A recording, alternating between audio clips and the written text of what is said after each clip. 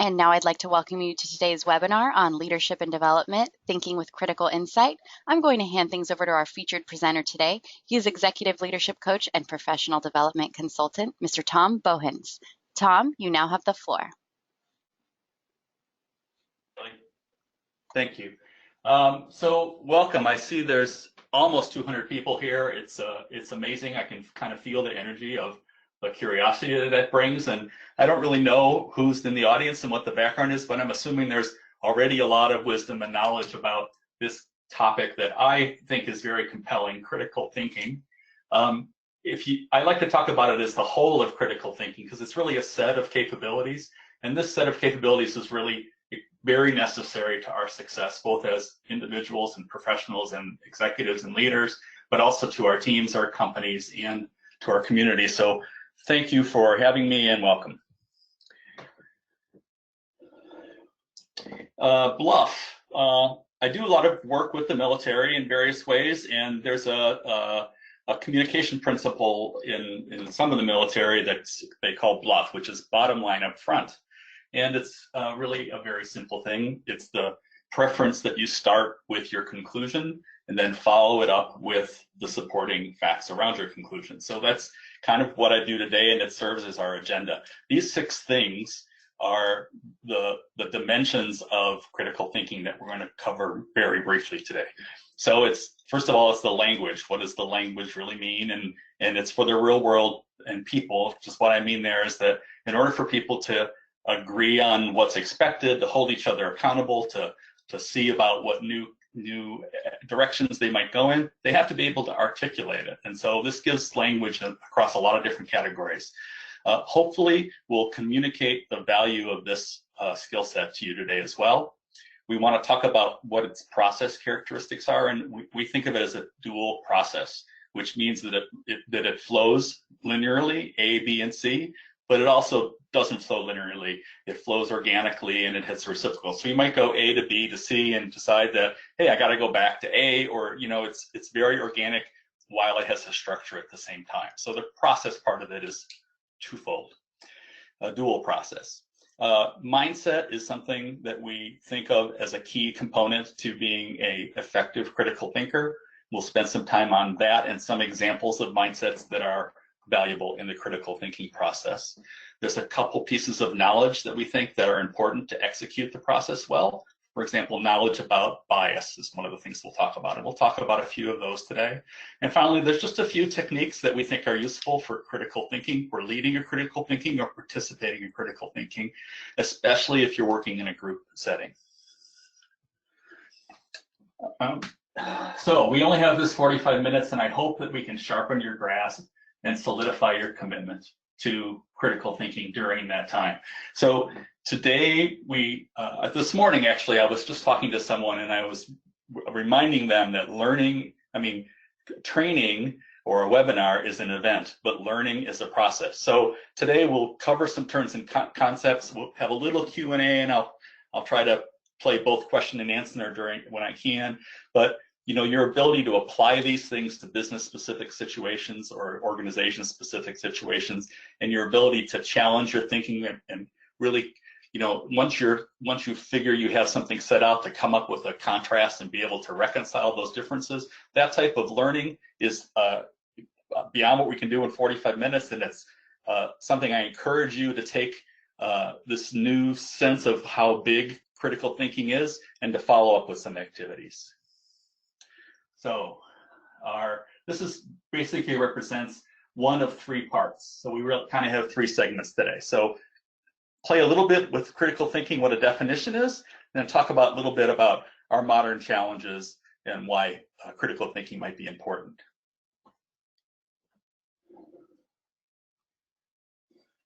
So critical thinking, what I really want you to think of here is critical thinking as 2 things, our perspective. It's a complex set of processes or capabilities. That doesn't mean it's complicated, it's just that it's multifaceted.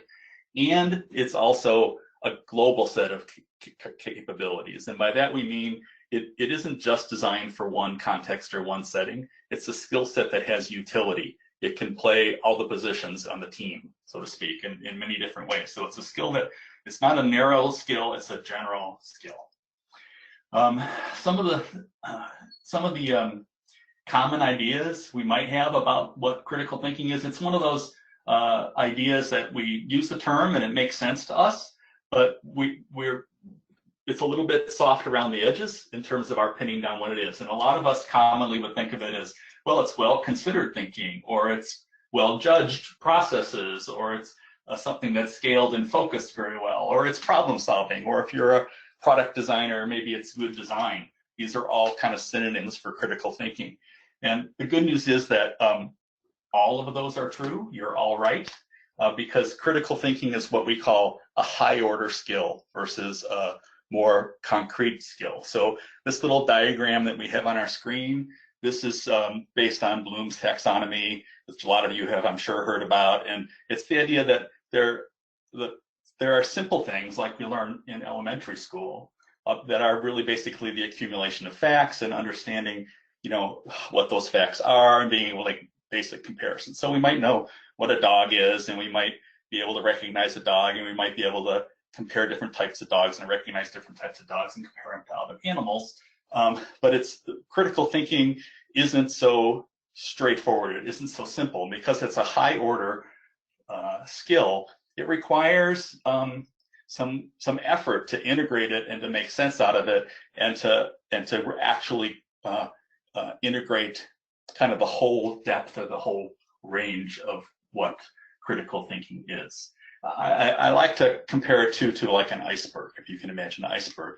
And a lot of the kind of our streetwise, off-the-cuff thinking, critical thinking is maybe just, oh, it's a logical argument. And it is, but it's also more than that, but beneath the surface. So this is the definition that I would like us to use. And Kelly, excuse me while I try to close this screen so I can read my own screen. There we go. Okay, so this is my definition, but it's borrowed from some other folks' materials to a certain extent. But it's a global capability, so it means it's a combination of practices, mindsets, and awareness, knowledge and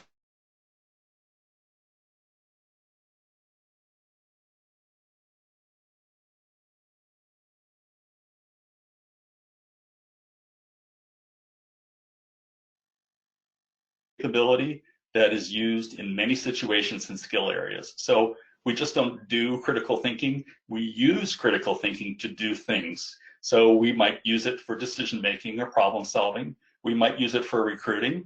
We might use it for our ethics and compliance types of questions. So on the right-hand side of the screen, there are all situations or contexts that we would use this global capability in.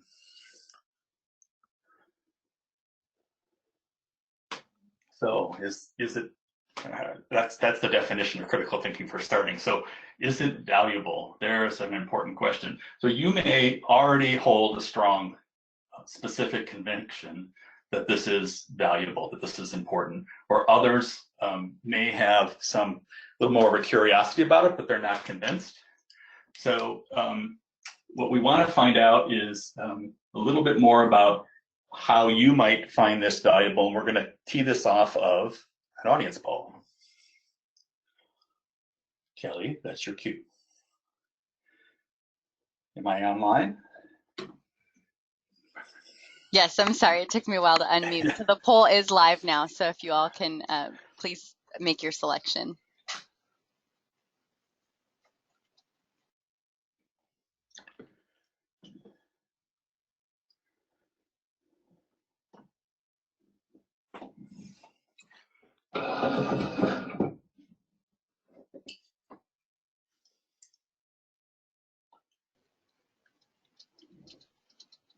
All right, so we got the majority of the people voted, so let's go ahead and see those results.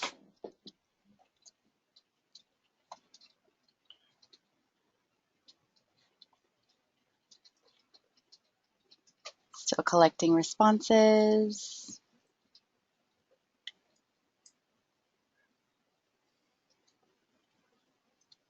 All right, so we got about, let's see, I can go ahead and share this. There we go. There are the results.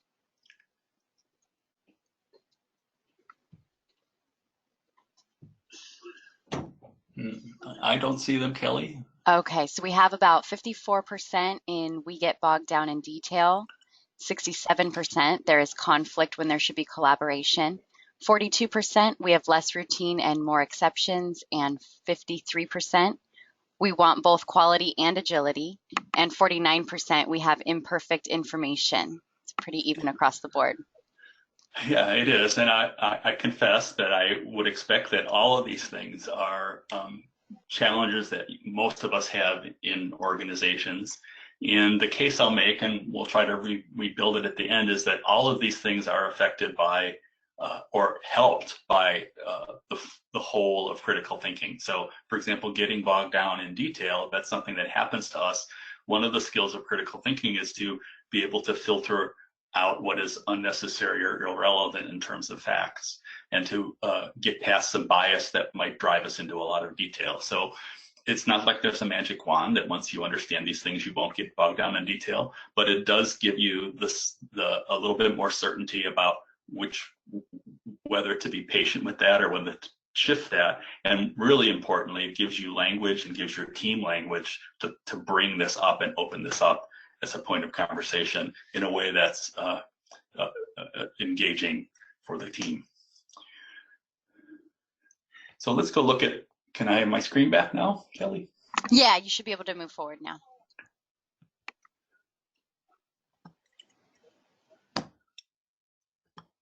Perfect. Okay, so besides these kind of current challenges, and these are just examples that we had from the poll of things that we deal with now on a daily basis that critical thinking can help us with. Besides that, there's these future challenges that I think we may not realize are on the horizon. So I wanted a couple quotes that I have here that I wanted to share that tee this up very nicely. So they're from the World Economic Forum report on the future of jobs. This is a think tank. It included, I think, 50 or so human resources strategists from different companies that you would all know. So artificial intelligence and machine learning and 3D printing and et cetera, will cause widespread disruption, not only to the business models, but also to labor markets, with enormous change predicted in the skill sets needed to thrive in the new landscape. Many formerly purely technical occupations, these are examples, are expected to show new demand for creative and interpersonal skills, cognitive abilities, and process skills such as creativity, mathematical reasoning, active listening, and critical thinking will be growing part of the core skills requirement for many industries. So there's actually another slide I did have in here that ranked the top 10 skills that this group of people felt were going to be in demand in another decade. And critical thinking, I think, was number 3. So here's the idea. Will your capabilities keep pace? So the blue line on the screen, this is like over time, from now to the future, or from the past to the future, what the challenges are of your job. And let's assume they're going up because you're a professional and you're getting more responsibility, and your job is changing, and so your challenges are going to go higher. But thinking of the World Economic Forum and what they call the 5th Industrial Revolution, it's also going to be that the world is more complex.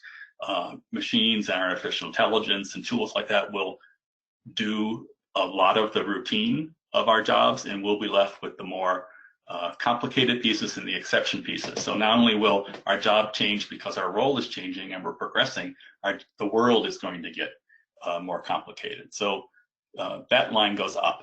So the question then is, will your capabilities, technical skill, domain knowledge, high order thinking like critical thinking, and leadership skills, will those keep pace with your challenges? So borrowing from Mihail Csikszentmihalyi, I'm probably the name wrong, and his idea of flow applies to this, because if our challenges are less than our capabilities, where the red arrow is pointing, we are frustrated and bored.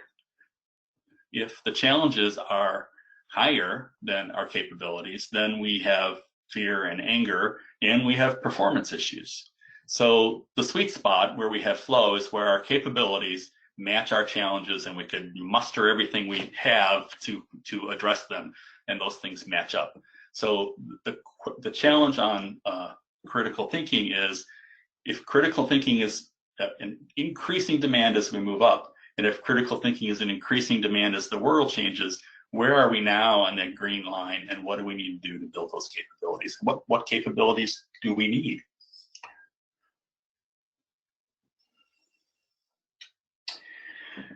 Okay, now we're going to get to critical thinking, but before we get there, I want to repeat what I just said in a little bit more succinct way and build an argument. What critical thinking would say is building an argument. So given that we have challenges today, we'll have more challenges tomorrow, and this skill set is seen as a critical part of our performance. Given those three premises and those three facts and assumptions, it follows that it's valuable to me to master these high order capabilities. Okay, a little bit now about what the mechanics of critical thinking are. So remember we talked in the agenda portion that there's some process involved, and it's a two-part process or a two-order process. So there is a start, a middle, and a conclusion. And the start is where we're identifying what the problem is. We're gathering information that is our facts that are relative to the problem, and we're discarding information that's not. The middle is our processing it internally, our thinking through it, and our reacting to it, and being honest brokers of that information and making relationships, and then doing that with other people that are part of our team. And the conclusion then is drawing a consensus or a conclusion that follows from the facts that we had established. And so at that simple level, critical thinking is just pick a problem and gather information, process and assess that information, draw a conclusion. If you have to go back and start again or go back to the middle again, you do that iterativeness. Guy named Dewey is a researcher, spent his whole life on critical thinking. Critical thinking is one of those problems that is so rich for him that he spent his whole career studying it. He's a very traditional guy, and he says the steps of critical thinking are just as we did, the blue ones. Identify a situation, form a central topic. Series of inquiries, collect fact, mental reasoning, form and test a hypothesis. I guess it unstated there is draw a conclusion. But others have said that it isn't always that linear, right? World problems in the real world are more organic. They're moving targets. They're complicated. It's not like I have some overly simplistic problem. A lot of business problems and a lot of technical problems are really significant. And so critical thinking is also this organic and recursive process. A couple other researchers have come up with these definitions of what the process is. Two Chinese researchers, again, their focus is on critical thinking from Hong Kong University. They say that critical thinking, the process of critical thinking, is just a checklist of capabilities that can be used in a variety of orders that selectively. You don't have to use them all, don't have to go through each step. And you can use them more than once or not at all, basically, right? So here's their list: observing, feeling, wondering, imagining, inferring, knowing, experimenting, consulting, arguing, judging, deciding. Some of those things go exactly with traditional ideas of critical thinking. Some of them are more broad. Stanford University study. They took a study, they did a really great study. There are about a half a dozen recognized psychological tests that they use in assessment of your abilities for like promotions and executive hiring and stuff like that that are around critical thinking capability. So they took those half dozen tests and they took a set of who they identified as the leading philosophers and management thinkers, academics around what critical thinking meant. And they did a big compare and contrast, and they whittled it down to these capabilities. So they say critical thinking is observation, emotional strength, questioning, imagination, inference, experimenting, consulting, argument analysis, meaning the logical analysis of making an argument, like we've done a couple times here, judging and deciding, identifying assumptions, constructing definitions, social collaboration, because problems are too complex to understand it by one person, domain knowledge, and maturity. And by maturity, they mean the ability to stay rational and objective in the face of bias and conflict.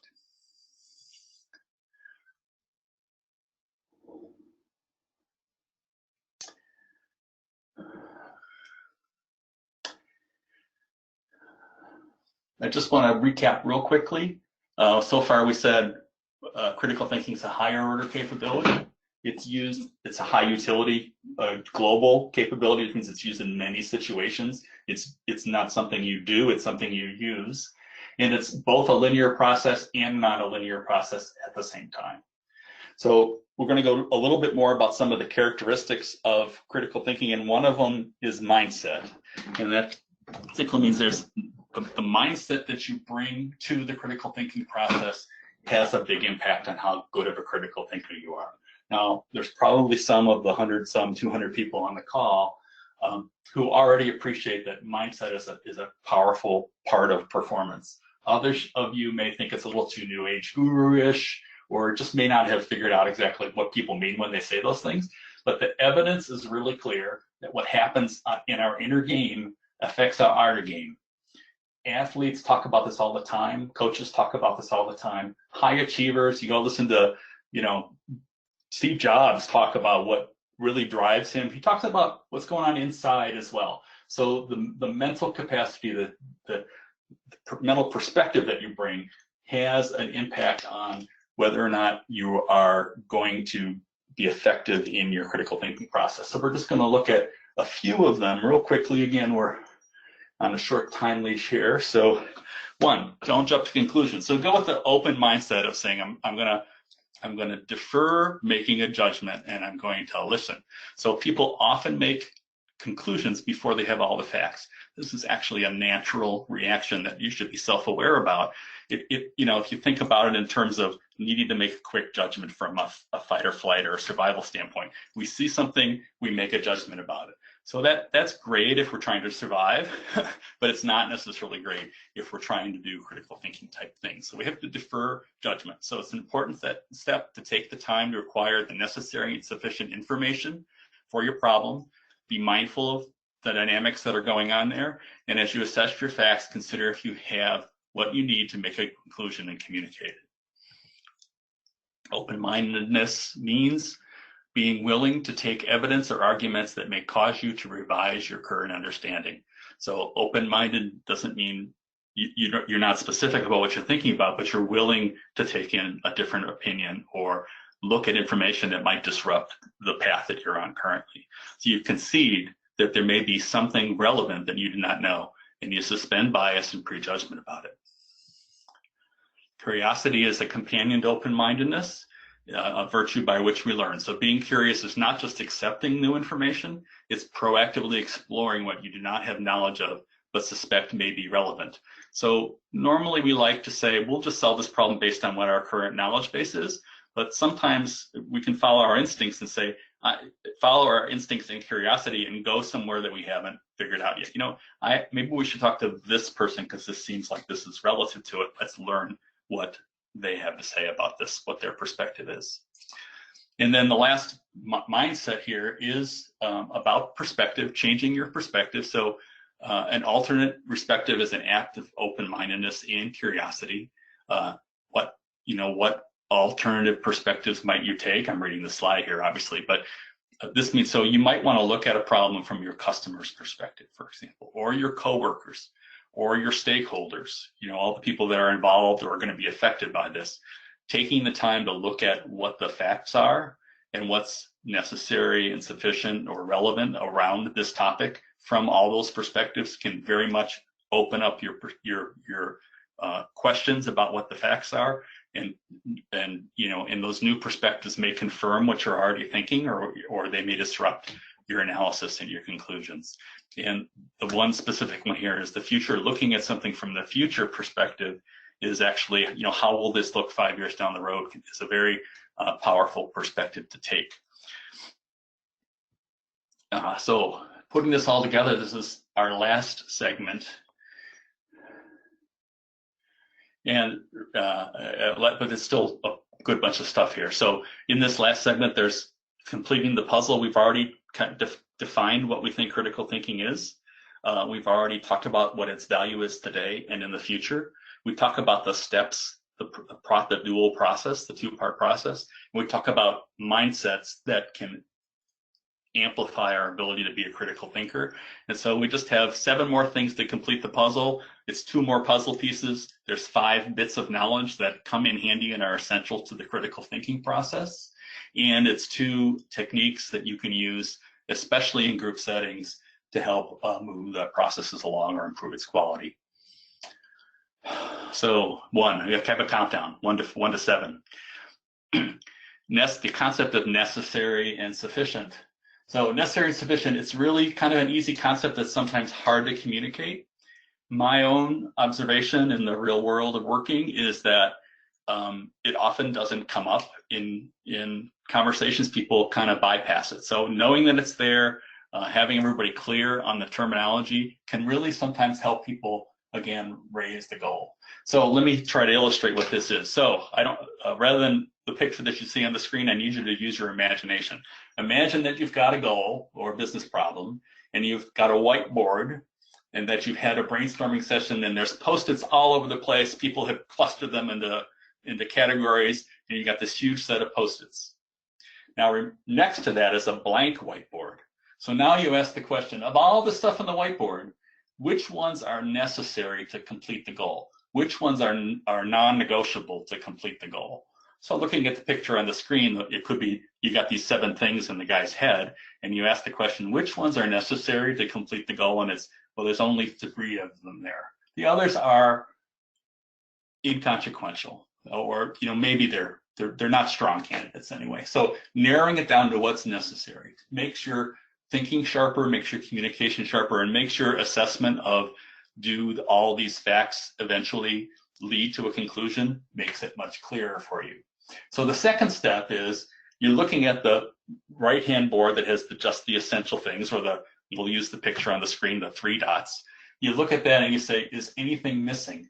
And that's when you're trying to discern, are those 3 dots sufficient? So necessary means that it actually is related to the conclusion you're trying to reach, or the question you're asking. And the is it sufficient is do we have enough to reach the goal? I had a really good example, but I've now forgotten what it was to make that even clearer. But if that's not clear, ask again later on in our Q&A. I hope it's clear. Okay, 2, logical argument. This is what a lot of people think of as critical thinking, meaning rational formula, logical formula, rhetorical formulas. This is, in fact, a big part of critical thinking. It's just the work of getting all your premises and your facts and your assumptions is more than just then processing what those assumptions are. So if I was picking a graphic now, I might do it the other way, because your facts are probably m and c squared, right? So your argument is, if m, or given m and given c squared, then we get e, right? That's your logical argument.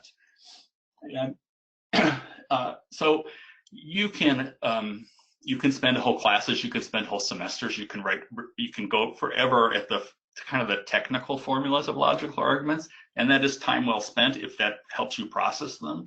But I really, today, and for a baseline, would say, just be prepared to know that your premises, your assumptions, and your facts should lead logically to your conclusion.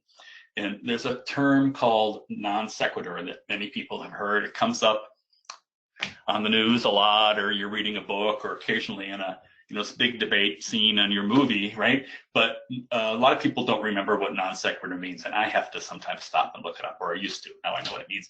But it really means that your conclusion does not logically follow from your facts. So non sequitur means that if given A and given B, you claim Z, you could say, no, that doesn't make sense. If I have A and B, it doesn't make sense to me that I'm going to therefore conclude Z, right? So it's an important, not that you should use that kind of snobby word in public, but you should understand the idea that the conclusion should flow naturally from the facts. And if it doesn't, it really means a couple things. One, your facts aren't wrong. They're incomplete. You don't have all the necessary facts. They're insufficient. When the facts are wrong, you may have facts that aren't, that you may have a fact that isn't necessary, or so it's a kind of a red herring. They're not sufficient. You don't have all of them, or sometimes it's really the next topic, which is assumptions are there that are unstated. So lots of times the facts are easier to see. The assumptions are harder to see, or they're either hidden or they're left unstated. And so another thing to be aware of in terms of being an effective critical thinker is that assumptions are important, and they're important to build your argument, but they're also important to communicate your argument both within your team and after the team. If you have a stronger communication of your argument, if you articulate what the assumption is, it gives people a chance to question them. It grounds you more into reality. It's really helpful to get that feedback during this process because it may improve your critical thinking, but it's also just smart in terms of how kind of a canary in the cage as to how people are going to react to the thinking and the message. So because what you don't want to do is bring forth a conclusion that kind of doesn't hold up or is missing enough information for people to actually buy into. So if you're a big boss, people will pay attention, but those questions will still be lingering in the background, and they'll end up either your support will dwindle or you'll get some resistance. So assumptions is a really important thing to remember. Am I getting the assumptions clear? Here we go with cause. Number 4, cause versus correlation. Correlation, I think most people understand, is a statistical relationship, right? So it's a strong statistical relationship that's either positive or negative. So positive correlation means if ice cream is going up, then violent crime is going up.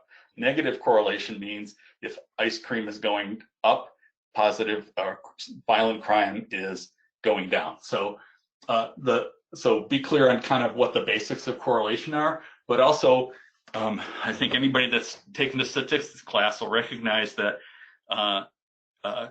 correlations aren't necessarily causal, right? So you can have a really high correlation, but you have to make sense out of, does that seem like it's an indicator of a cause that you can predict that going forward? And so if you've observed this correlation and then watched it in real life and seen that real life supports it, that's a stronger fact than maybe just getting some new data or some new analysis which hasn't been maybe tested with reality. I'll leave it at that for right now. But a cute story on the ice cream and the crime, maybe some of you know this. There was a study done about New York violent crime in the 70s, and they tried to find out what the causes were using statistics, this newfangled thing, and they found out that the highest correlation between violent crime was the sale of ice cream. So on that example, you can see it's pretty ridiculous to think the sale of ice cream has anything to do with crime, but it is an example where sometimes the numbers don't actually tell a reasonable story. And real quickly too, the way to think about some of this is sometimes it's the other way around. Maybe ice cream didn't cause the crime, maybe crime caused the ice cream. In that case, it's probably not a good judgment, right? But it could be that logically. A more likely one is both ice cream and crime are caused by something else. A and B is caused by C. And in this case, that is the situation. They were both highly correlated with the weather. So hot weather shorten people's temper, more violent crime. Hot weather motivate people to go buy ice cream. Interesting. So it could just be that the correlation is a coincidence. Sometimes that happens. Things are happening together for no apparent reason. And those are all things to consider when someone presents you with some evidence. This is kind of similar to algorithm output, right? The algorithms are only accurate for what they were designed for. 5, another thing to be aware of, biases. You could spend easily a whole class just on biases. This is a model of different types of biases. There's almost 200 of them there, categorized and subcategorized. We'll talk just about what 5 of them might be that you may find fairly often in the critical thinking process. So one of them is confirmation bias. This means I see what agrees with what I'm looking for, what I want to see. So I'm a conservative politician and I only look for those facts. I'm a liberal politician and I only look for those facts and ignore the rest. Anchoring bias is the problem of it's if you start with one assumption or one fact, and then just look at the facts that flow from that or that related to that, and don't look laterally at other things that might be affecting your situation. So you're too literal or too linear in your thinking. Information bias is the problem of not being selective about what information we're dealing with, or being overly detailed. So it's sometimes the fellow need to look further, when in fact you have sufficient information to move forward with your conclusions. Authority bias is the tendency to, if someone's an important person, then we're tending to believe what they have to say. Or if they're an external authority, sometimes we're tending to believe what they say. Or if they're an algorithmic formula, we might believe what they have to say. And it's not that we should disrespect any of those things. It's just that we should make sure, as we're internally processing it, if you think of the gear picture, right? We've got all the information, we're internally processing it. We want to make sure we're being objective about what those biases are. And collective bias is the sense that we have no dissent. Everybody in the room, no one's disagreeing, so we must be correct. The truth is, the people in the room have done their best job, but there still could be something yet to test outside of the room. A great example of this might be, product development, and the idea that we design a product in a closed environment. We take it out to the market, and lo and behold, the collective bias it was snuck in, and we didn't we weren't right. So last 2 points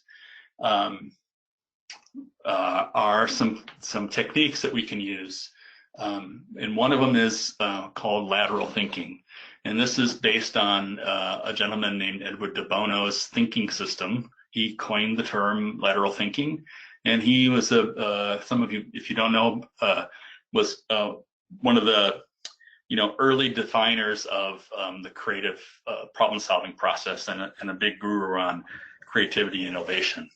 And so he has a technique that he calls the 6 thinking hats, and it's kind of a goofy name, so please kind of don't discount it because it has a goofy name. No, but it really is a great concept in the sense that the typical habit that we have is that if someone makes a point, somebody else makes a counterpoint. Or if someone makes a point, someone kind of it sparks another idea, and somebody else, and that person makes a point that's almost unrelated. And so you get a whole mix of things that people can't process. And so de Bono's thinking system asks you to kind of put that habit aside, and instead of build another one, use kind of an improv habit where you kind of take one of his 6 domains, so his six thinking hats, and you say, let's stay in this domain and let's follow this out to conclusion and get all the ideas in this domain out before we distract ourselves with a counter argument or a kind of tangential related argument. And so part of it is to keep people focused on the domain of the thinking, which is very handy. But part of it is also to make sure that you follow all 6 of the domains, because sometimes the white hat, for example, is kind of the hat about facts. And you can think of it as a white paper. It's very analytical. These are the things that most analytical folks stick to. The financial people say it's a real fact if it's this concrete, right? So that's all healthy. So stick with those concrete facts. What do you actually know that you have some evidence of? And let's get all that piece off. Let's stay in that domain. And then let's go to another one, and the red hat, he'll say, is the hat about emotion or intuition. And so this is saying, well, how do you react to this at a gut level? How does this make you feel? And it's not because you want to hold hands and sing Kumbaya, that type of thing, but it's based on the belief and the experience that people's emotional reactions is actually information, and people's intuition is actually kind of pre-information, right? So instead of shutting that down, because people's instincts when you're on the wrong track or something like that, or right track, it's important to get that out, both from an information gathering standpoint, but it also tells you a lot about your room and whether they're really on board and what kind of reaction you're going to get after the decision is made. So it's really an important domain. So quickly the others are yellow, which is, okay, what's the best that could happen? What's the best part about this? What do we like about this idea? And then green is, well, what could this lead to? It's like, well, this could be the start of something that grows from here, right? So if we do this, it has the other advantages of growing these other ways. So lots of times in discussions, people talk about, short-term return on investment versus like strategic value, right? The green stuff is that potential. It's important to get that out and make that part of the conversation. Now, black is the kind of the judge, the critic, what could go wrong? What's the risk, right? That's a great discussion to have. And blue is kind of like the wise person stepping back and saying, it's really meta about the process. Is how is this process working? Is this process getting us what's necessary and sufficient? Are we coming up with something that's actionable, that an argument that would be credible? So those are the hats. We easily could spend a whole class on understanding them better and practice using them and practice redirecting the team so that they can kind of use this to keep on focus. Be great to do that. So now the next one is very similar and maybe more familiar to you. This is the fishbone diagram or root cause analysis. It's the same idea of looking at domains, but in this case, it's not the same domains as the hats. It's more a systemic look. So what's the system that's giving us our results? Because the structure of the system, our systems thinking, if you're a physicist or an engineer, you know that the structure is going to determine what the outcome is going to be. So you want to make sure that your analysis is covering all those structural elements. So people, process, technology, culture, machines, materials, whatever they are on your fish bones. That's an excellent way to lead the process, much like you did with the hats. And in fact, you can use these in combination because say you want to look at the people fishbone for the root cause analysis. You can use the hats to say, well, what are the things we know, the white hats, about the people thing? What's our emotion telling us? What's our instinct or intuition telling us about what's going on here? And you can kind of see through all those domains. So using the hats domains to help make sure that you're getting all the perspectives on the fishbone diagram, excellent technique for the whole of critical thinking as a process. So this brings us to really our final completed puzzle. So we've got words to align us with what critical thinking is. We have value, immediate value, and the challenge to meet the capacity of growing challenges. We have this dual processes. We have steps that we can take, beginning, middle, end, input, process, output, right? And the organic piece of it of using all those capabilities that the Stanford people and the other people came up with is, let's use these in whatever order makes sense. We have mindsets to hold on to keep the process healthy. We have some things to know, like biases and necessary and sufficient concepts that we can use to make sure that we're glued together as a team, and then we've got the critical thinking process going well. And we have a few tools to use that are helpful in maybe more complicated or formal situations. And so I hope with that, what you come away with is, again, that critical thinking is a high order capability, which means it's multidimensional. It's complex enough that we can't learn one thing and say we know it. There's a whole combination of things that we have to learn. We have to learn how those all fit together, and then we have to be able to process them, right? So it's a high order thinking. They're complex and interrelated capabilities, and that complex and interrelated capabilities require time and experience to assimilate them. And so it follows that I should have a strategy over time to build and sustain these skills. And that's my wish for all of you, as well as my exhortation. So with that, Kelly and Kara, I turn it back to you. Thank you so much, Tom. And thanks again, everyone, for joining us today. If you guys have any questions, we'll stay on the line for a little bit, and feel free to ask those now. In the meantime, I wanted to let everyone know that a copy of the presentation will be sent out to you all later today or first thing tomorrow, so that you can review anything you may have missed. Also wanted to point you guys to our website at newhorizons.com. There you can find all of our updated class information on any upcoming leadership and development courses that are coming up. So visit our website at newhorizons.com and just click on the Center for Leadership and Development, and you will see all of our available course offerings there. You can also click on the webinars link to see a full list of upcoming sessions and past webinar recordings available in our archive library. These are free for you guys to all view and attend. So I really hope you'll join us for future sessions as well. All right, I think we can go ahead and wrap things up. So Tom, thank you so much for your time today and joining us and speaking on behalf of New Horizons. Thank you. And thanks again, everyone, for joining us today. I hope you all enjoyed today's session. That will conclude today's session. You may now log off. Have a great day, everyone.